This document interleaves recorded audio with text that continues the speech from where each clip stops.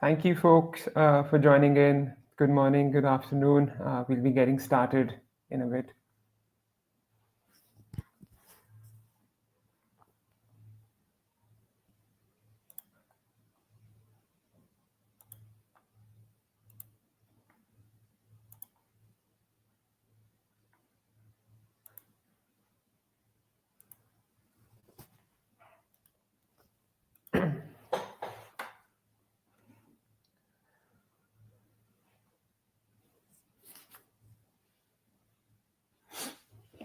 Thank you so much for those joining in for the session. We will be starting off in just half a minute. The session today is on Google Ads and one of the latest formats that we have on Google Ads, which is Demandgen, which is our newest and latest visual campaign format. And we'll be talking about what it does, why do we need Demandgen, and how we can best run Demandgen campaigns. You may have seen some questions. Our help center articles are addressing a lot of questions, and there's a lot of content already on this new format. So this is what we'll try to deep dive in the next 1 hour with all of you. So yes, essentially creating and converting demand, which is why the name is Demandgen, and that is what we'll be starting off with.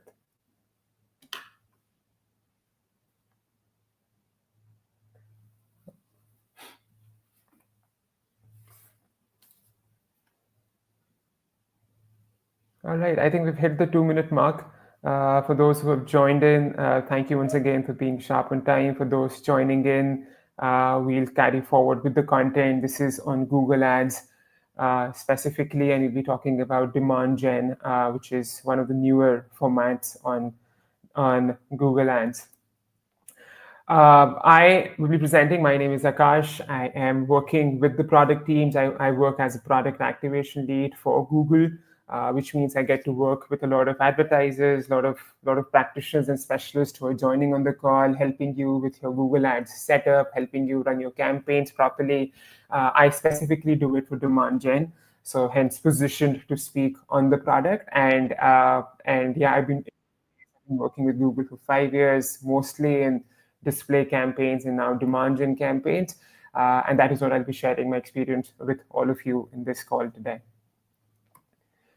So as we start, I think a lot of us, if you're already a practitioner on Google Ads, you may be familiar. There is the whole market that your respective businesses, if you're representing a brand or an agency or a SMB, there is a wide audience and network that's available for you to tap into through ads. I'm assuming a lot of you are already on, say, Google search or social. If not, the whole idea would be that, hey, let's start off with some paid marketing and let's try to reach out to the people who know about it. The whole idea is that, let's if in case this is my brand, there's a set of people who know about my brand or for whom this campaign or this product would be relevant.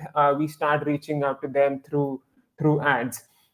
But the idea behind a campaign like Demandgen is that in a universe which is bigger, there's still a lot what you guys can do. There is the potential that your current paid marketing would be doing. There is a loop. There's a pool of people who know about your product, but you can still create a lot more also. Like you can have that latent need. So for example, if somebody, even if that person is not in market, say for shoes, but you can try showing your ads or your content proactively so that they become for you. They may not be actively purchasing shoes at the point when you're doing your search marketing or social marketing, but that is where we want to nurture your audiences. So the whole fact that if there is an audience for you, which you can nurture, and that is what you can create an extra demand. Let's not be happy just with the 100 purchases that we get. Why not target for a 120 or a 150? And that can only have when you do paid marketing to capture the people who are already searching for you and also try to create a universe which is net new customers for you who are not searching for you, but they can become customers for you. So that is what a campaign like Demandgen will help you with, and we'll talk about how it can be done. That's the whole gist of why you need a campaign like Demandgen going across YouTube inventories, Gmail, and everywhere else, so as to create new demand for you. And why we felt this was necessary, again, in case you want to spend a lot of time on the internet, there are a bunch of articles and blog posts from Think with Google that we publish, that when we are doing our consumer insights and all the consumer journey that we actively and pretty regularly we study with. So at Google we partner with our agencies, we partner with research agencies, McKinsey's, and all those to come up with these consumer insights which we share. And something which is very interesting is that it's no longer only about just doing a branding campaign or just doing an action campaign. The actual journey for a consumer, and I'm sure all of you, given that we are digital natives now, we are scrolling our Instagrams and YouTubes, etc. There's a lot more places where we get to interact with brands, and that is where you need to be present. You can't just have a branding campaign like at awareness and then just wait for an action to happen on search.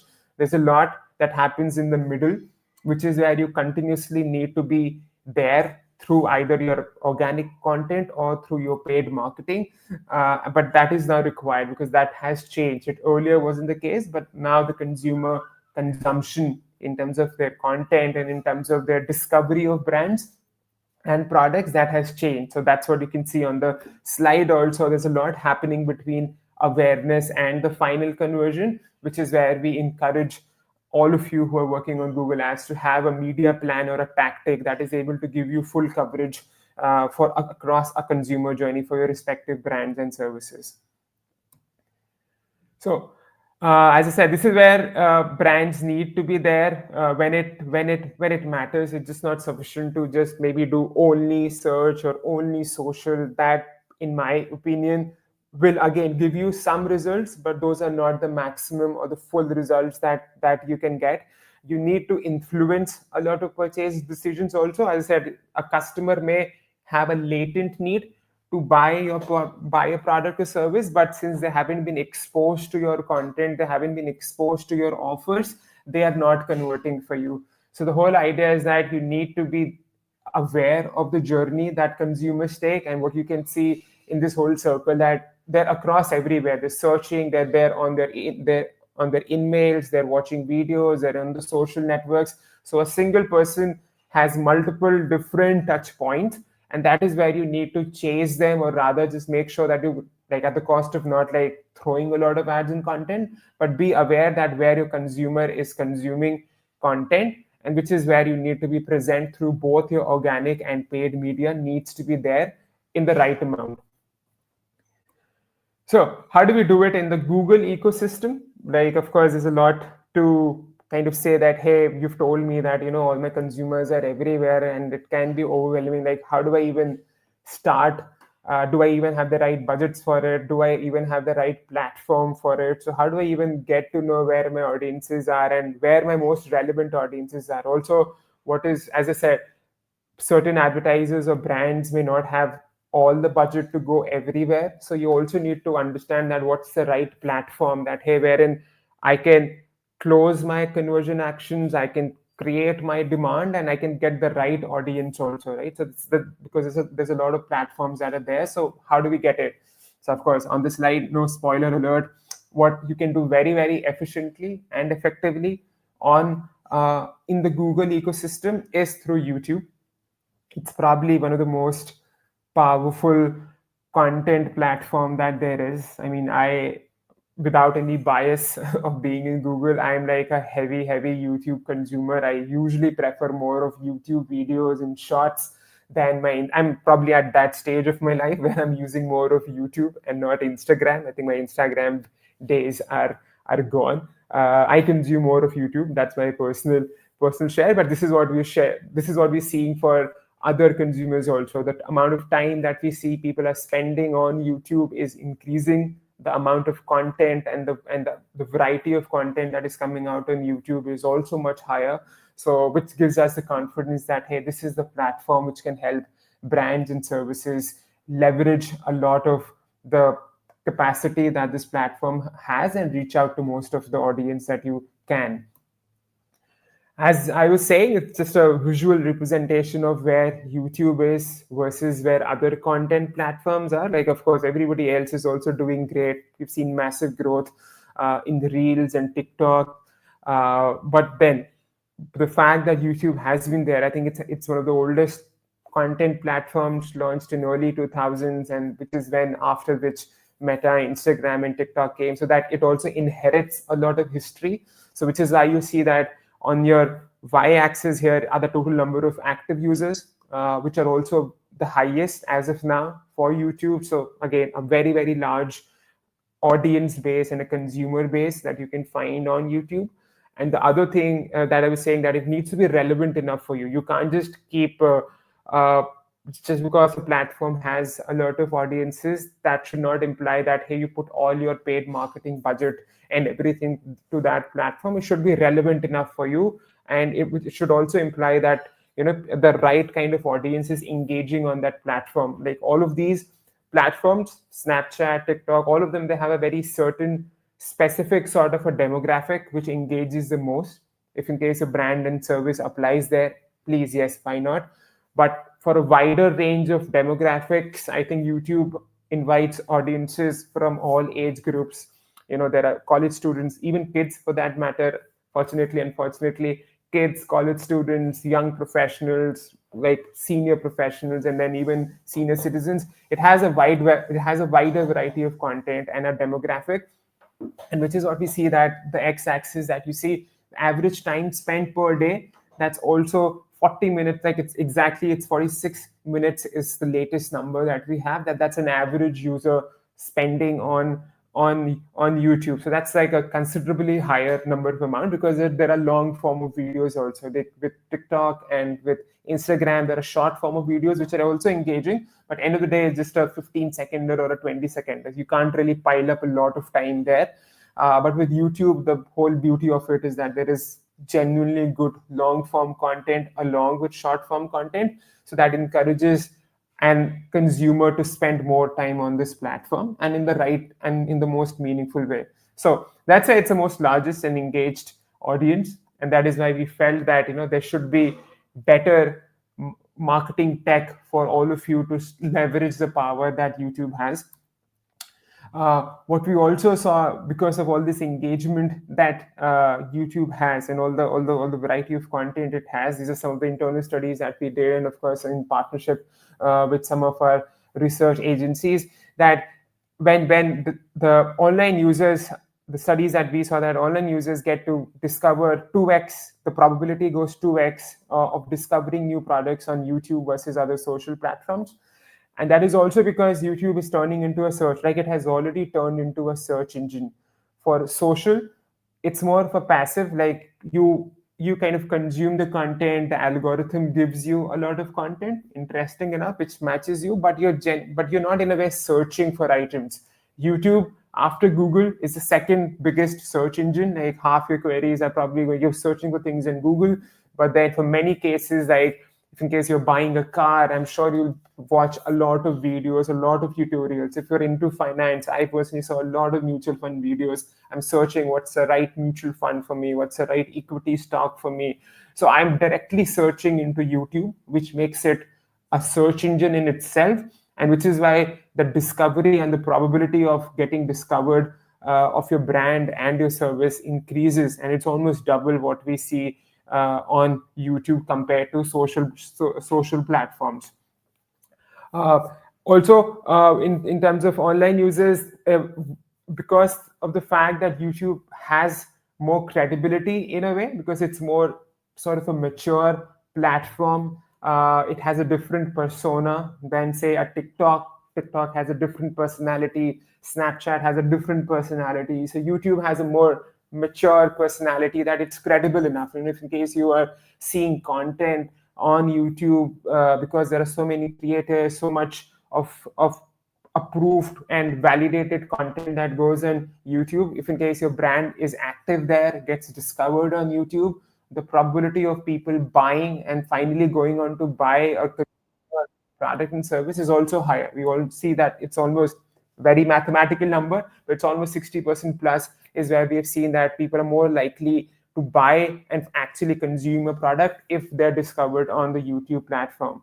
So fairly strong numbers, and it's all because of the whole persona, as I said, that YouTube has, the whole characteristic of the platform is such that it engages the audiences a lot more, and it has that much of credibility to drive action, which is what we want. We want all your discovery of your brand to be converted into action for you, which is what YouTube can do.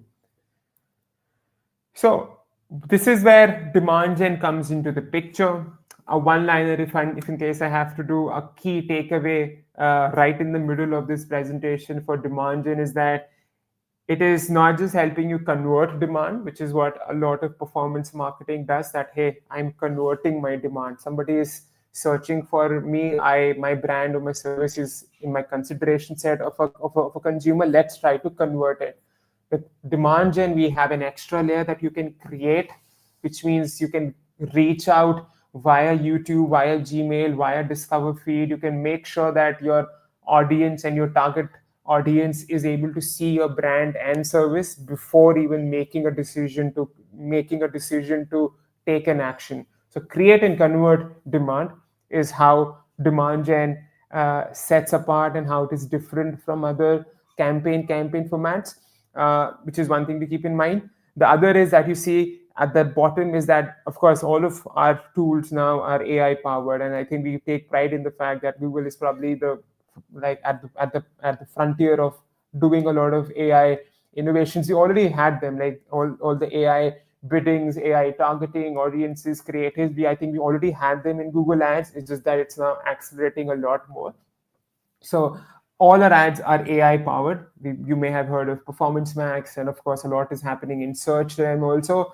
With demand gen, what we're trying to make it interesting and give more power to you guys who are using demand gen is that you should be able to maneuver and control the AI also. So there are different options that you get to see from the Google Ads portfolio. If you want full automation, very strong automation, of course, Performance Max is the hero product there, and you can just let the campaign do what it can do best, and the AI does really well there. But if in case you want to, maybe because of your budgets or maybe because of very specific strategy, like you have only a specific audience or only a specific creative in mind, so which means you need to be very controlled in the way you do your paid marketing, that is when you have demand gen, a product like demand gen, which will help you leverage the AI which Google Ads has to offer, but at the same time it will also give you the controls to limit where you want your AI to expand to and give you the demand.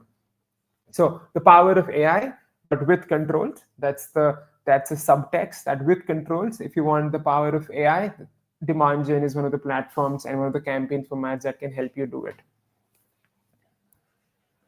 So 3 big things that you can achieve once we've understood as to why is there even a need to create a demand. I think that's a no-brainer. Like, of course, there's always a demand, but again, it's kind of substantiating it, why there are changes in the consumer journey, and hence we need to be creating demand as well. And then, of course, then we talked about how YouTube is sort of best positioned to kind of create and convert that demand, and how demand gen would be one of those primary Google Ads campaign formats that will help you leverage and buy into YouTube. Once you understand all of that, and if you have to get started with demand gen, like what more can it do? Three big buckets of AIs, or 3 big buckets of opportunities that you have with demand gen campaign. The first is unlocking new demand, as I said, and unlocking it across different inventories. So the whole fact that we are now becoming more and more multi-inventory in our Google Ads. With Performance Max, you can go multi-inventory across. With demand gen, we're doing a multi-inventory of all the visual ecosystem that Google has. So that is why there is YouTube, there is Gmail, there's Discover feed, and we're adding more and more inventories that you'll get to know through our blog post. But anything that, if in case you are big on image advertising, if in case you're big on video advertising, this is the place, this is the campaign format which can give you access to all the inventory, and it can help you unlock all the demand that comes along with it. So that's the first area of opportunity for you when using demand gen. Second is creating deeper connections. What that means is that, as I said, you can control and personalize a lot of demand gen campaigns. It's not like you just have to put something in the campaigns and let AI create it, which is also relevant. But if in case you're very, very specific, then you can pick and choose a very, very specific audience. You can pick and choose a very, very specific creative. You can also pick and choose a combination that, okay, this creative needs to go to this audience, my second creative needs to go to my second audience. So you can very much have a very curated and a very personalized strategy for your paid marketing, and that is what you can also achieve through demand gen. And lastly, once we have the right inventory and once we have the right avenues in mind, once we have the right audiences and creatives in mind, the idea is now to start converting it and kind of closing that discovery, which is where you will see, and we'll be talking about it in the next slide, is that you can leverage a lot of our AI powered biddings, measurements, etc., so that you are able to convert all of that discovery. Now that people have seen your ads, the right people have seen your right ads on YouTube, Gmail, and Discover, how do you even close them? And that is where bidding and budgets and measurement will come into the picture, and which is what also some of the top features that Demandgen has, which will allow you to do it. So 3 broad opportunity areas for you, which is what this campaign format can deliver.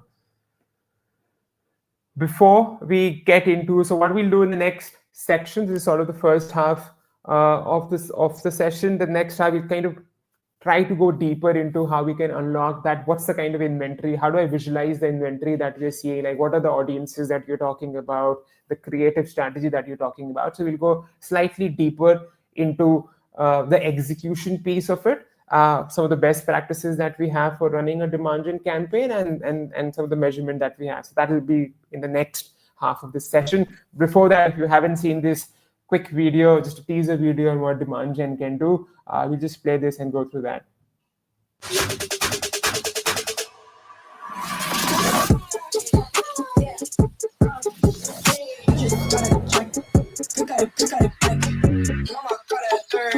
Look like you never learn.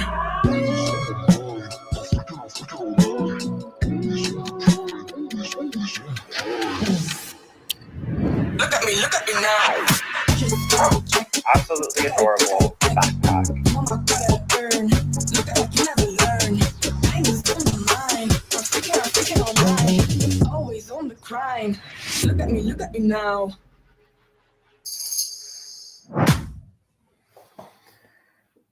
Great, so that was demand gen. So just a quick teaser marketing video from our side for you to consume and maybe watch it again. It's there on our YouTube channel as well, so feel free to go through it later as well.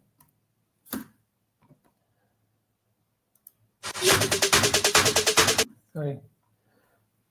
Cool. Okay. So as I said, we just wanted to give you more insights into what all those 3 opportunity areas mean for you. The first one being unlocking demand. So great fact, like the number of active users that we have. So this is all of the Google ecosystem of YouTube, all the YouTube pages, all the Google pages, the Gmail pages, the Discover pages. It's almost more than a staggering 3 billion plus users. It's on a monthly basis, which is massive, which is probably bigger than what you can see on social. And the reason is that Google has probably, I don't know the last count, it has more than 9 plus products or something. I can fact check it later, but there are like N number of products from Google which have like more than 1 billion plus users. And all of them combining together, if in case you have to look at the ones that are actively engaging and are available where content can be consumed and ads can be shown, it's a staggering 3 billion plus monthly. It's a global number, but this is still very, very big. Of course, for your regional cuts also, you won't find a problem of saying that, hey, I don't see a lot of people, my campaign is not able to consume the budget, I don't have the right audiences. There is ample amount of engagement that is happening across the ecosystem, and that which is what you can tap into and control with a demand gen campaign. So this is how visually I've been speaking all of that. Hey, your ads are here and there, YouTube, etc. But this is what the real state or the inventory of ads that you get. There is shots, and what Demandgen will allow you that, hey, you can have a vertical video just for say a shorts campaign. You can have square video or a horizontal video, which will allow you for in-stream and in-feed. So good thing is that even YouTube has different places also where ads can be shown and where content can be consumed. So is a lot of variety, and all of them, like these are the top three content formats for ads which are running on YouTube, and all these three are accessible via Demandgen. And we would encourage you that, hey, add more dimensions, add a vertical video, add a horizontal video, and a landscape video, so as to cover all the inventory that YouTube has to offer in terms of ads.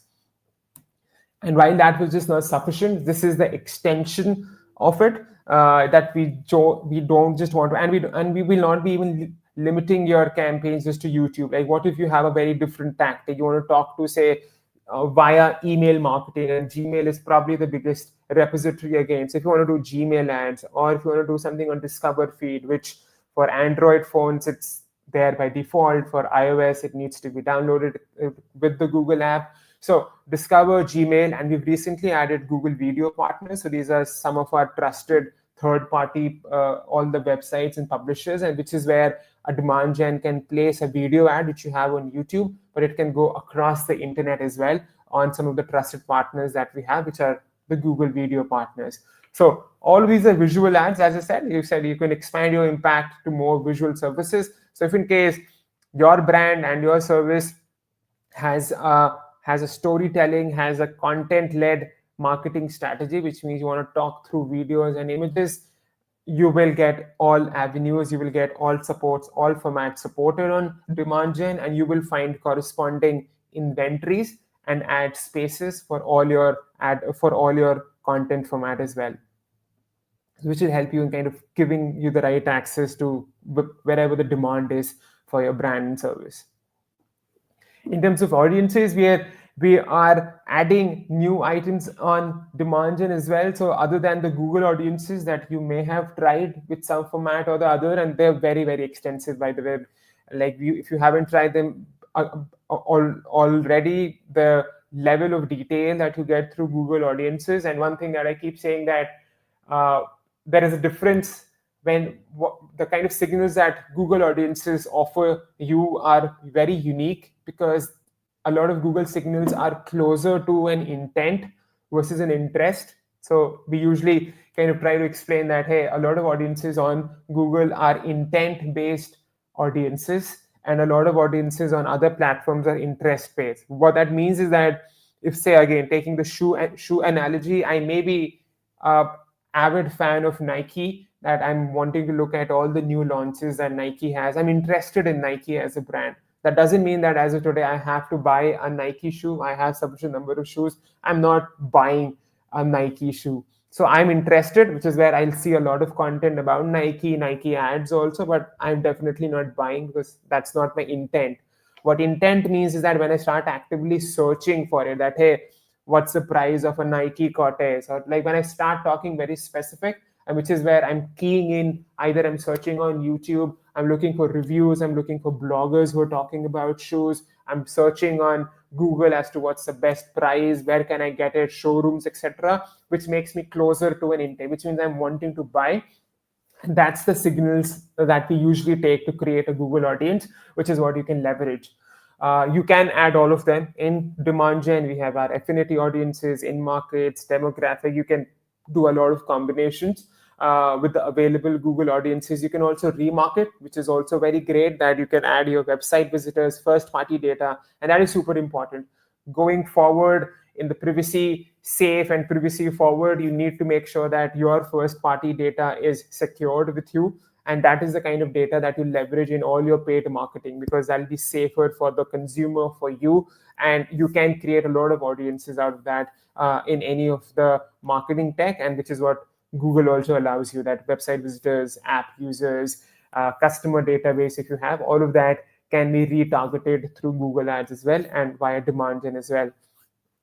What we have additionally, and this is exclusively for Demandgen, given that it's very social-like in its nature, like social has a lot of videos and images, Demandgen is sort of a social equivalent for Google, because it's doing vertical video like Reels and TikTok. We have shorts here now. So it's very social-like. in terms of its functionality. And we also encourage advertisers that if in case you have your social strategy, you can extend your social strategy also. Like in case you want to do that, okay, this is, I've already done my advertising on Facebook, Instagram, like what more can I do? Demand gen can be an equivalent to that, and you can extend your social strategy there.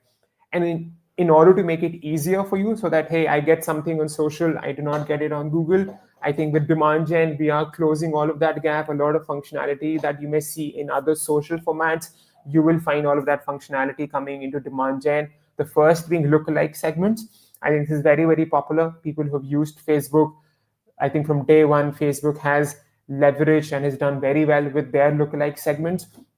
With demand gen, now Google Ads also has lookalike segments, which is essentially that you put in your first party data, multiple seat list, etc. if you want, and we, through the AI, we create an audience which is similar to the data that you're putting in. If in case you have a customer database, we'll try to find other audiences, other people who have similar signals and nature as the data that you've entered, and you can have full ability to control how much you expand. Like, I mean, I don't have the screenshot of Google Ads there, but if you start creating a lookalike segment, it will ask you that, hey, do you want to go very narrow? Do you want to go balanced and broad? Which is basically a function of your budget and your intention. If in case you have larger budgets, if you want to go prospecting, maybe have a very large lookalike audience, and that will help you find more and more people. But yeah, that functionality is available, and it's exclusively for demand gen as of now on Google Ads. You will not find lookalike segments in other campaign formats. It's only for demand gen because it has to be a social strategy extension for demand gen, and that is why we have it for you in this campaign format. The other aspect with, as I said, like it's very important for audiences and creatives to work together. You need to have a cohesive yet customized strategy between audiences and creatives.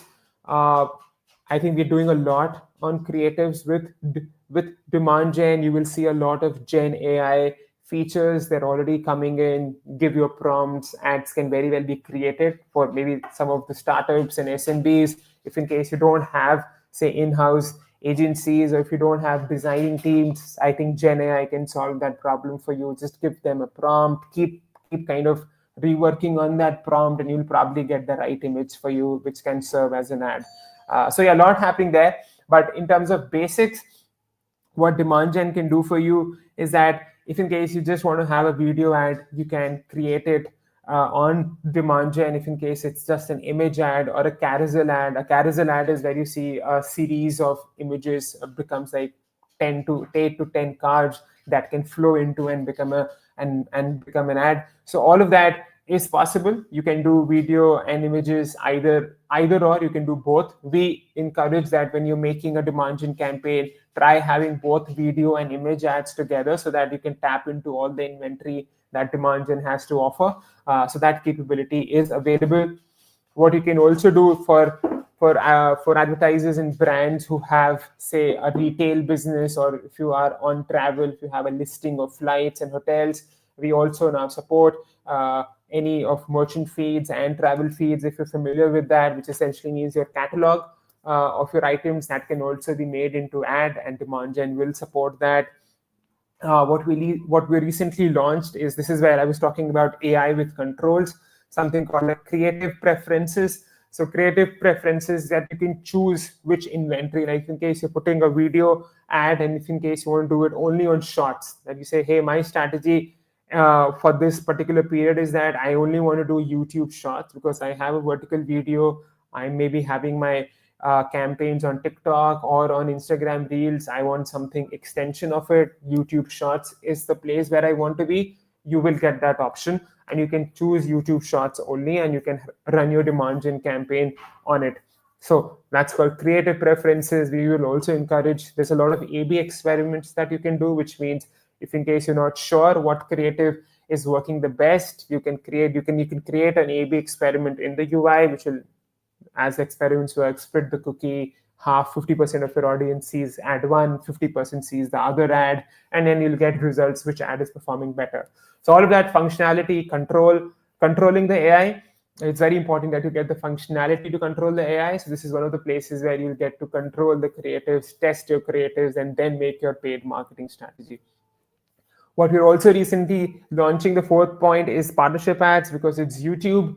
So you may, as you grow bigger, if you're influencers and creators on YouTube, and if you want them to host your content and speak about it commercially, that's where partnership ads come into the picture. We have dedicated literature on it in our help center articles if you want to know more, but that's also a new format and a new way of talking that you can do through demand gen ads as well.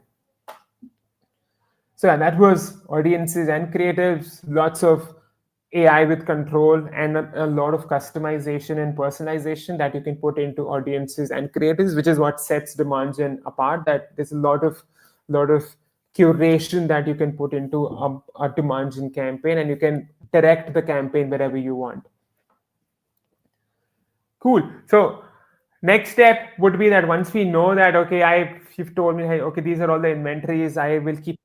I need to do Gmail inventory, or I want to do a shorts inventory. This is my inventory to choose from. Then I've selected my audiences and my creatives. I'm pretty much equipped with my assets of what I need to do with the campaign. Now, how do I start converting and creating purchases and sales for my business, which is where again all the bidding strategy, and I think smart bidding on Google Ads has always been AI powered. It's just getting stronger now, but a wide variety of bidding strategies for you to choose from.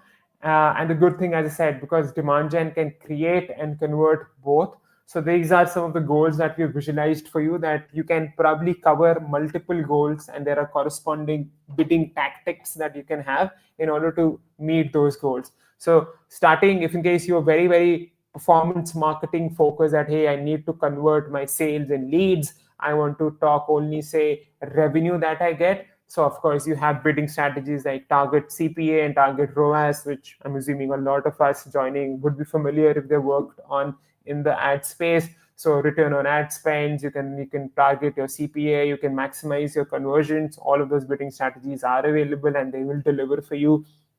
On the contrary, if in case you're building, as I said, you're creating demand, which means you're wanting more and more people to come to your brand and come to your websites. There is traffic, there's engagements. So people coming to your website, engagements is YouTube subscriptions and all that. That's also a new avenue for engaging if you have demand gen campaign. And then any site action. So we call them, say, shallow conversion. So what if people are just browsing on your website and they're not yet taking an action, but that can also be created into a conversion action, and you can optimize it. So again, you have different bidding strategies for it. We have maximized conversions and target CPA, which we recommend for such goals. And for traffic, we have maximized clicks, which is a new strategy for demand gen and for the video space. Is if in case you want more and more people to click on your ad, the incentive to the campaign is clicks and not just conversions. So maximize clicks will help you do that, and it will get you all the volume that you want in terms of clicks and then subsequent traffic to your either websites or YouTube channels, etc. But that bidding strategy can do that.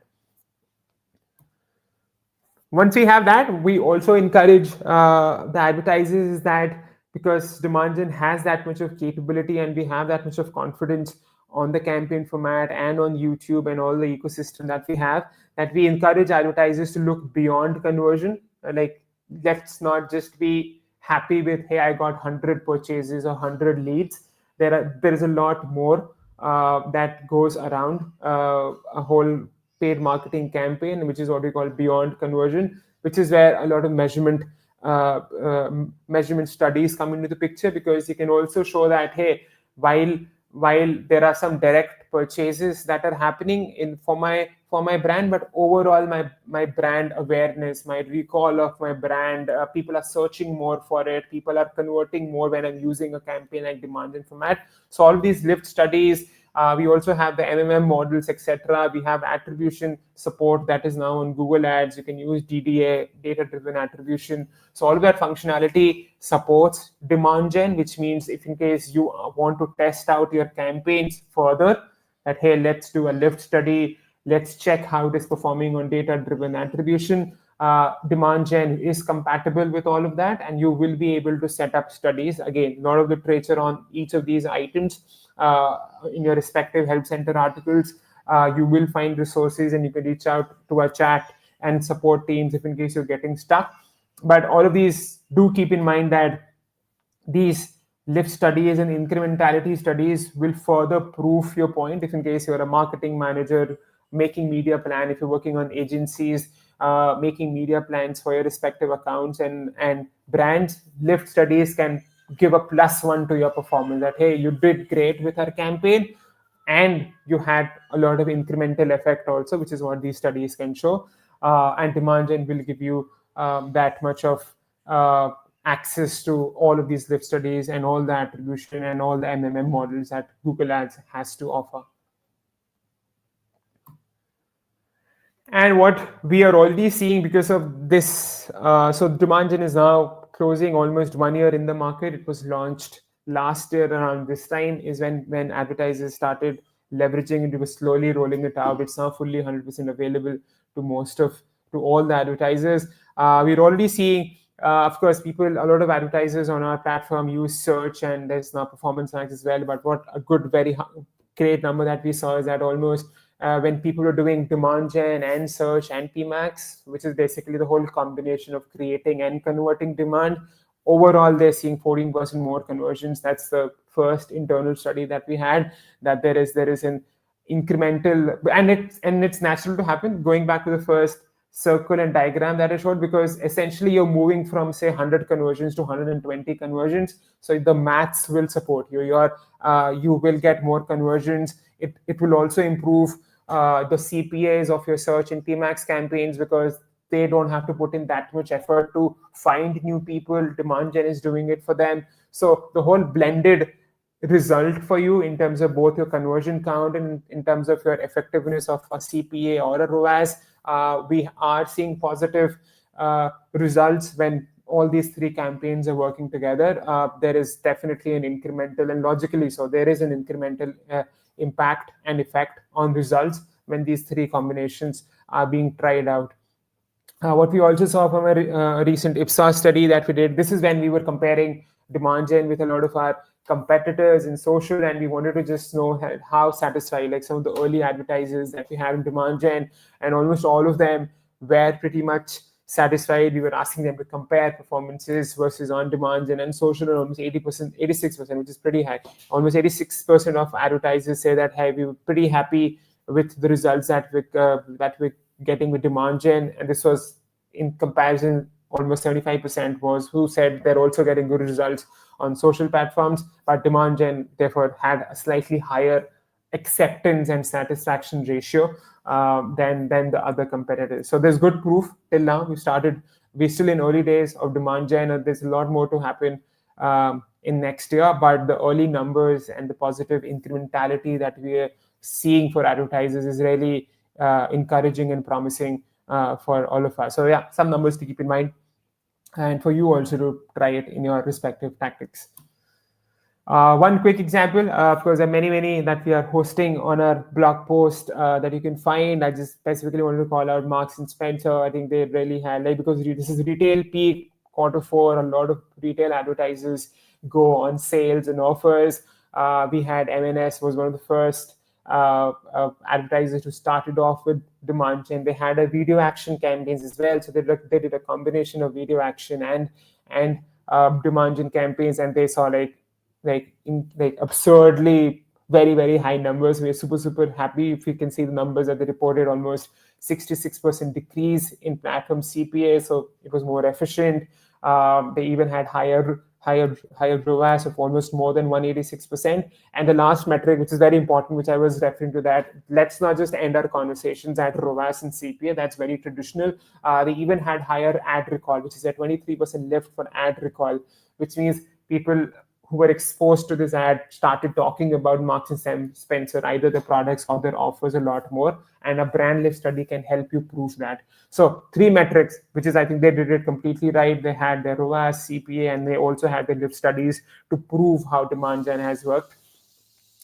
One thing to also call out, since I mentioned video action also, which is something that Marks and Spencer tried, but in case you also have video action in mind, we are expecting and we would be migrating video action to Demandgen also this year.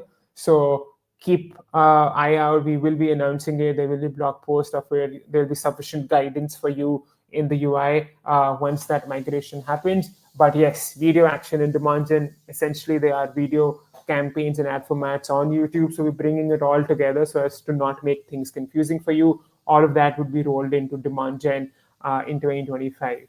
So that's just a side call out to keep in mind.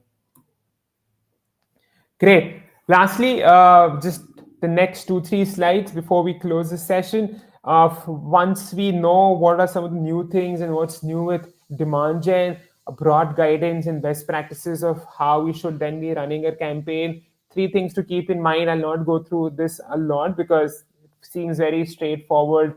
And this is something that you would anyway be doing for any of your marketing campaign, but just for sake of making sure that we have it here, make sure that you define your goals right. And this is very important for Demandgen because as you see, it can do a variety of goals. There are many things that you can achieve through a single campaign. You can drive traffic, engagements, you can also do sales leads. So make sure that you start off with what you want because that will decide the goals, the targets that you'll set, that will decide the bidding strategy, that will decide the KPIs that you have in mind. So getting and defining the right goal. You can even have 2 goals for your Demandgen campaign. So what I usually see is that campaign 1, say, is something which is on max clicks, it's driving your engagements, it's driving traffic. And then you have another campaign which is now wanting to convert all of that traffic to your action. So you can even have combination of campaigns, but one campaign should technically have one goal and its corresponding bidding strategy and KPI. So keep that in mind. Do not mix and match. Do not do that, hey, one campaign is doing everything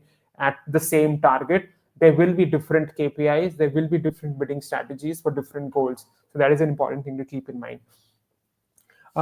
Second part, choose your audiences. And then third, the creative. I think we discussed it. We kind of went through it in the earlier slides as well. But the whole idea is that make sure you know your audience. Demandgen is giving you that capability of choosing and controlling and testing out a lot of your creatives and audiences. So please maximize that. Please leverage all the functionality and all the audience and creative combinations that you have, and that with the right goal pairing should give you the performance. Like on paper, this should not fail for sure. There can be issues outside of it, but on paper, if you get these 3 elements right in your campaign, you should be succeeding with anything you do on Demandgen and even on any other format for Google Ads. This is one quick checklist. Feel free to take a photo of it if you want.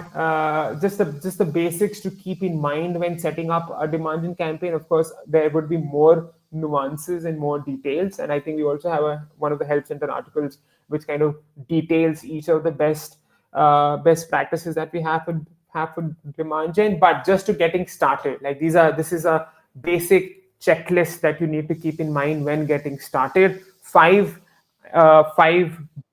areas and a few elements that you need to keep in mind. Starting off with audience, while we have our Google audiences and lookalike, I mean, feel free to test what you want. But we would also, since it's Demandgen, we would encourage you, it needs to go out. It needs to, because there's a lot of inventory available. It's multi-inventory. It's a lot it can do, and you may miss out. If in case you're putting audiences just by your experience and intuition, there's a possibility that you can miss out because it's almost 3 billion plus. So it's a massive size. So in order, you need to leverage AI in order to find more and more audiences. So while you put in your Google audiences and other signals into it, make sure that you do use lookalike segments or optimized targeting. Either would suffice. We're not forcing you to use both, but we would want an AI element of audiences in your campaign format. A lookalike audience will help you in finding people who are similar to your first party data. Optimized targeting will help you in expanding your performance. It will reach out to people who can give you the same performance that you want. So there's a bit of a difference. Lookalike segment is similar people and optimized targeting is similar performance, but both of these functionalities are allowing you to expand your settings and expand your campaign. So please make sure you do have either of them in each of your Demandgen campaign. The second is bid and budget guidance. While of course this is very very specific, I don't want to comment a lot on how you're selecting your budgets, your bids. We've already had a slide where depending on the goal, you need to have the right bidding strategy. In terms of budget guidance, please do not keep it minimum of $100 or equivalent of your local currency. So if in case you're an INR, like don't just keep something of like say 500 INR or similar other local currencies. Make sure that it's a bit sizable so that again the like acknowledge the fact that this is a wide inventory. It's a lot of people that your campaign can reach out to. So at least we recommend that $100 is a minimum daily budget. So that equates, if in case I have to speak of INR terms here, just for sake of the audience, say a 7,000-8,000 INR should be a minimum daily budget that we should have. And that will help in scaling. Like, do not start very slow because we've seen that it becomes counterproductive. That you start very slow, your campaign cannot start off, it doesn't have the right data, and then you spend your entire time just trying to fix the campaign. It never happens. It's better to start big and then try to optimize and cut down, but don't start on a very very small budget. It will not help you. We've seen it many times. There are cold starts, campaign not picking it up, campaign not delivering conversions. So I can't stress the importance of the right starting budget. It needs to be a bit sizable for you to start off.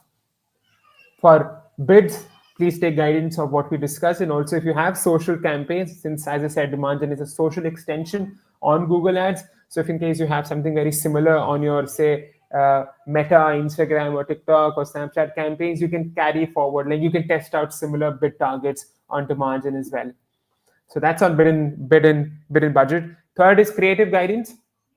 Uh, this is very important for you to leverage because even if you get your audience and bid and budget right, demand gen, as you can see, it's a visual inventory, right? It is a visual campaign format. It needs those many assets. You cannot have, it's not a search campaign that where you give a headline and keywords, etc. and over. This is a visual campaign format.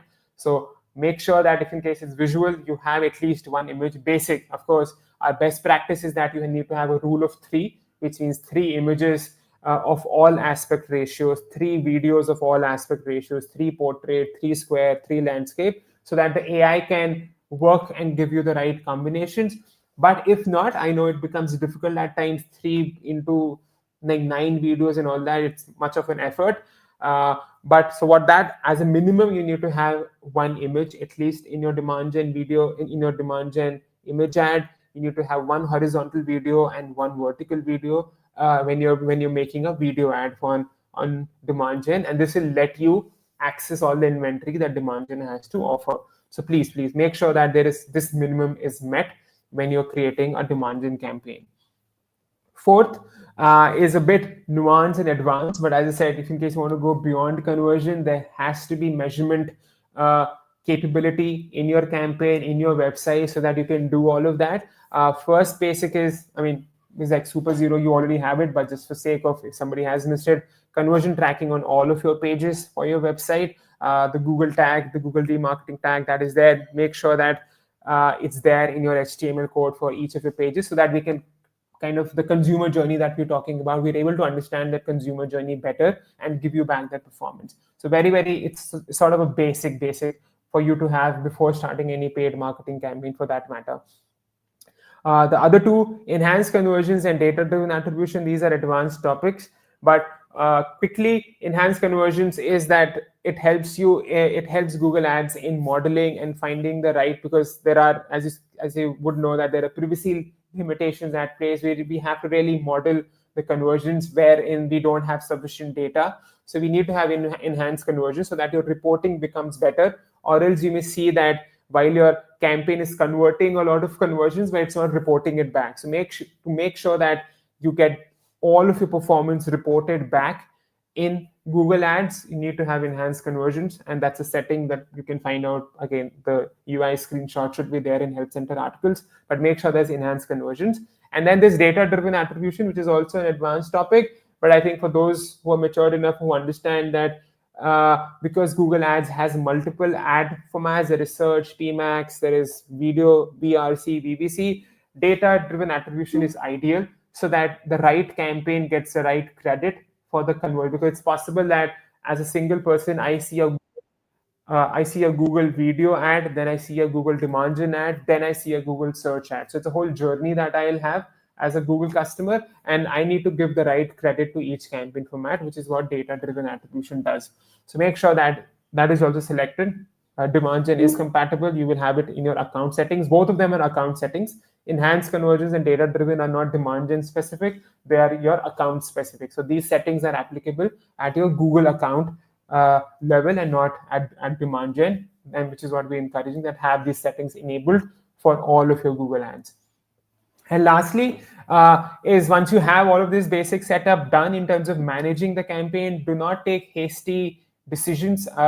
This is the one thing about AI is that, and this is for any paid marketing, that it needs time to learn the data, and there's a lot of data. There are almost like millions and millions of signals that the AI models have to keep looking at, and they have to keep refining it. So if in case you are making a lot of hasty changes, like if you're making like 5-6 changes a day, it will not help. It will keep resetting the AI which is working for you. So please minimize the number of changes that you make in your campaign. Just make sure that everything is set. Of course, you would be making 1 or 2 changes, which is okay, but don't be excessive with it. Like, okay, I'm making 6-7 changes a day just because I'm not sure. I'm changing my budget every time. Do not do it. Wait. What we ideally suggest is that once you start off a campaign, wait for at least 50 conversions. Now that can be a traffic goal, or that, like, in howsoever number of days. If you get your 50 conversions in 7 days, if you get your 50 conversions in 14 days, wait for that 50 conversions, because that means the campaign data AI has learned about your performance, and then is when you can be confident enough of making changes, and then you can make your first big change. So wait for that. That's a guidance from our end, which you can prefer to follow. That wait for 50 conversions and then start making any changes as you start off with demand gen campaign. And secondly, while you're making changes, do not make drastically big changes. We usually recommend plus minus 15%. Like, don't just realize that my TCPA was, say, 20 INR and all of a sudden I'm reducing it to 2 INR. That'll be just very disruptive for the campaign. That will just not understand that, hey, I was chasing a number of 20, now it's just reduced to 2. It'll just completely reset the performance for your campaign. So don't do that. Minimize the number of changes and also minimize the size of the change that you make. So yeah, these are the this is in a sense a good starting point. There is a lot more that you can do with demand gen campaigns, but this is a good starting point to have in mind. If you get all of these, I am confident that your campaign will be off to a good start. You will not face any problem of the campaign not starting, performance not coming, etc. From here on, you can only build on to expand your performance, but this should be an ideal starting point for your demand gen campaigns. And cool, with that, we're at the end. In summary, the three opportunity areas that we discussed and we shared and all the details about it. Please make sure that demand gen is a part of your campaign mix. It'll help you grow beyond and reach out to people who are searching, who are not searching for you, and you can reach out to those people, and therefore you can create net new demand for your brand. You can access a lot of YouTube and Google inventory. This is a visual format, so make sure your image and videos, all your asset game is strong. We'll also be helping you with a lot of Gen AI features coming in, so keep an eye out for that. And lastly, make sure all the controls we have that we've been sharing, please read about it on our Help Center articles, etc. There's sufficient amount of guidance, and you can reach out to our support as well. But all the bidding, measurement, and all the controls that we have on audiences and creatives, please feel free to leverage that in order to fully maximize the potential that demand gen campaigns have. And with that, yes, thank you. We are at the 1 hour mark. We will, I hope this was helpful for you. There will be, as I said, there is sufficient and more literature across our Help Center articles, and you can reach out to our support teams as you start off on your demand gen journey. And we'll wait to hear more feedback and learnings from all of you.